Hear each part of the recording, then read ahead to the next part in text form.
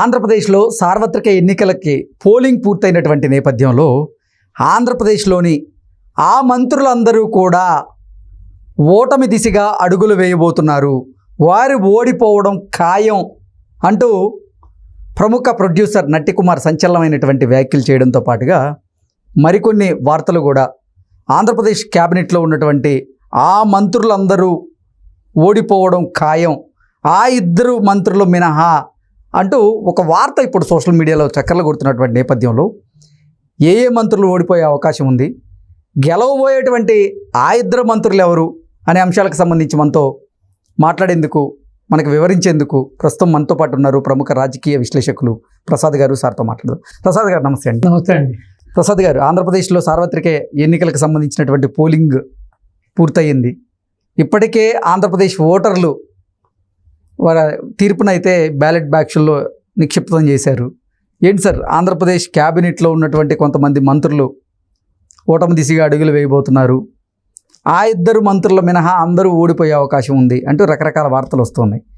ఎవరు ఓడిపోయే అవకాశం ఉంది, గెలిచే ఆ ఇద్దరు మంత్రులు ఎవరు అంటే ఏం చెప్తారు సార్? ఇప్పుడు మీరు చెప్పినట్టుగా ఈ ట్రెండ్ చూస్తే మాత్రం వన్ సైడ్ జరిగిందండి ఎలక్షన్ అంతా కూడా.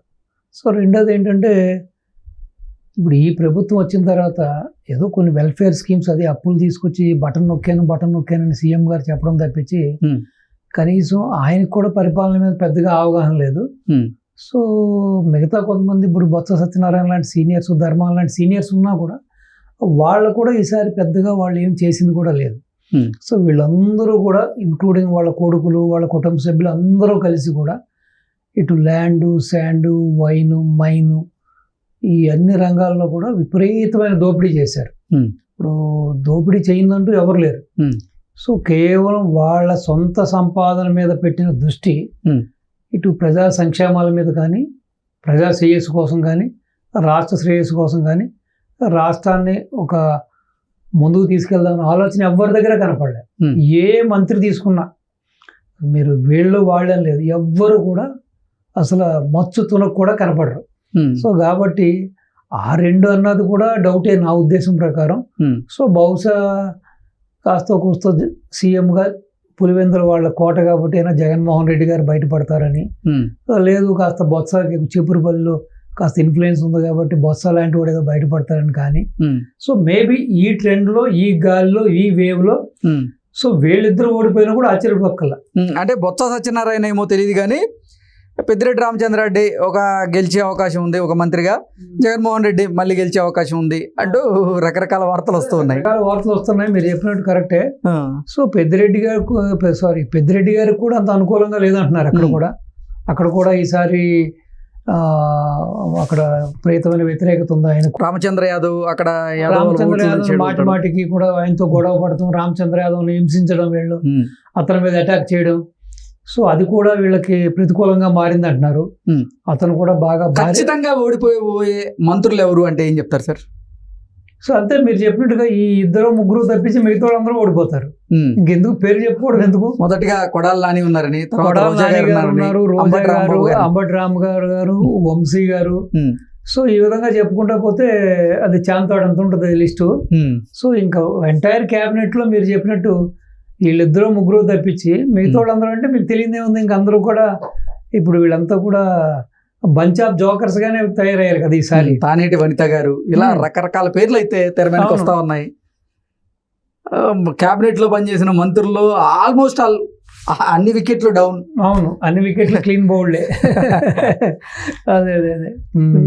సో అసలు అంటే కనీసం మీరు చెప్పిన కొంతమంది చెప్పారు, అంబటి రాంబాబు ఇలాంటి వాళ్ళు తీసుకుంటే, ఇంటూ అవంతి శ్రీనివాస్ అని, అసలు వీళ్ళకి అదే కోడిగుడ్డు అమర్నాథ్ అని, అంటే ఎంత హాస్యాస్పదం అంటే కనీసం అవగాహన, అంటే వాళ్ళ శాఖ మీద అవగాహన కూడా లేకుండా, కనీసం ఒక అసలు ఏమి చేస్తున్నాం అనే స్పృహ లేకుండా, ఆవగించేంత అవగాహన కూడా లేదంటారా వాళ్ళు చేసేటువంటి శాఖ లేదు కదా. ఇప్పుడు మీరు చూసారు కదా, ఇప్పుడు అంబటి కూడా ఎన్ని రకాలైన మీరు హాస్యాస్పదమైన ఆయన స్టేట్మెంట్లు చూశారు కదా, ఎంతో ఆవేశంగా మాట్లాడతాడు. అందరూ చూస్తే ఏదో సామెత చెప్తారు కదా, ఏదో పెద్ద పోటుగాడు పొడుస్తాడు అంటే, ఏదో పెద్ద పోటుగాడు ఏదో పందిరేస్తే పిచ్చుకలు కూర్చుంటే పందిరి కింద పడింది, పనులు పందిరి పెడితే పిచ్చుకలు వచ్చి పడేసినాయి. అవును, అదే ఆ పోటుగాడు ఏదో పందిరేస్తే ఆ పిచ్చుకలు వచ్చి కింద పడేసినాయి అంట. అలాగా అతని యొక్క మాట తీరు తప్పించి ఏదో చెప్తారు కదా, సౌండ్ తప్పించి యాక్షన్ చాలా తక్కువ అతని దగ్గర. సో కాబట్టి అసలు కనీసం కూడా పోలింగ్ తర్వాత స్వరం కూడా మారినట్టుంది. స్వరం మారింది. ఇప్పుడు ప్రతిపక్ష నాయకుడిగా సో బాధ్యతాయుతంగా మాడుతున్నాడు అతను. ఎందుకంటే రేపొద్దున్న ఆల్రెడీ ప్రతిపక్ష నేతగా బాధ్యతలు సేకరించాడు అంటారా? సేకరించాడు ఆల్రెడీ. మా స్వరం కూడా మారింది కదా. ఇప్పుడు సొంత అల్లుళ్ళు కూడా దజమెత్తారు, ఈవెన్ సొంత కూతుళ్ళు కూడా ఈసారి అతని పక్షాన్ని కూడా అతనికి క్యాన్వాసింగ్ కూడా చేయలేదు. సో వీళ్ళు చేసిన మాటలు, పేలిన ప్రేలాపనలకి డెఫినెట్గా వీపు విమానం మోత ఎక్కుతుంది అనే భావన అందరికీ కలిగింది. ఎందుకంటే ఇప్పుడు every action there will be equal and opposite reaction. ఇప్పుడు నేను మిమ్మల్ని కొడితే మీరు చూస్తూ ఊరుకుంటారా? నేను ఒక చెంప మీద కొడితే నన్ను ఒళ్ళంతా వాయిస్తారు మీరు. ఆల్రెడీ చూసాం ఆల్రెడీ ఆపద్ధర్మ గవర్నమెంట్ రాగానే ప్రజల్లో ఒక ఊపు వచ్చింది. అంటే ఇన్ని రోజులు సహించి పడి బాధలు పడి ఉన్నారు కదా, ఒక్కసారిగా వాళ్ళలో ఉన్న అది వెల్లువెత్తింది, ఆవేశం బయటపడగానే మీరు చూశారు కదా, ఇటు పిన్నెల్లి రామకృష్ణారెడ్డి కానీ, లేకపోతే ఇక్కడ కాసు మహేష్ రెడ్డి కానీ, అక్కడ వంశీ కానీ, సో వీళ్ళందరూ కూడా రోడ్ల ఉంటే పరిగెడతాం కూడా చూసాం మనం. సో రేపొద్దున్న ప్రతి వాళ్ళకి ఇదే సమస్య వస్తుంది. ఇప్పుడు రాజకీయాలు అనేది ఉందాగా ఉండాలండి. ఇప్పుడు మనం చేసే చేష్టలు, మాట్లాడే మాటలు కూడా చాలా ఉందాగా ఉండాలి. ఇప్పుడు మాట్లాడుకోవడం తప్పులేదు. ఇప్పుడు నిజంగా చంద్రబాబు నాయుడు గారు విధానపరంగా తప్పులు చేసినా, లేకపోతే ఏదన్నా కొన్ని అట్ల మీద మాట్లాడితే అది వినడానికి బాగుంటుంది. వాళ్ళకి ఈవెన్ ప్రతిపక్షం అనుకో లేకపోతే పాలకపక్షానికో మనం ఒక గైడెన్స్ ఇచ్చినట్టు ఉంటుంది.